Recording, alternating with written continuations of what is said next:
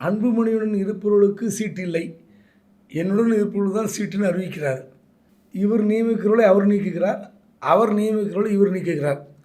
ஒன்றுமே புரிய மாட்டேங்குது. அதாவது யாருடன் பயணித்தால் யாருக்கு எதிர்காலம் அப்படின்ற ஒரு பெரிய கேள்விக்குறி இருக்குது.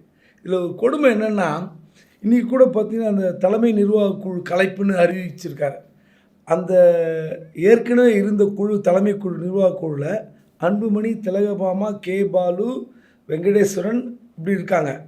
இந்த தலைமை குழுவை கலைச்சிட்டு புதிய குழு நியமிப்பு என்னன்னு பார்த்தீங்கன்னா அன்புமணி திரும்ப இடம்பெறுகிறார். ஜி.கே. மணி, அருள், முரளிசங்கர், கரூர் பாஸ்கர், பரந்தாமன், தீரன், பூத்த அருள்மொழி ஆகியோர் அடங்கிய புதிய குழு. தலைமை நிர்வாக குழுவில் நீங்கள் ஒருத்தர் பேரை எடுத்துட்டா திரும்ப வரக்கூடாது.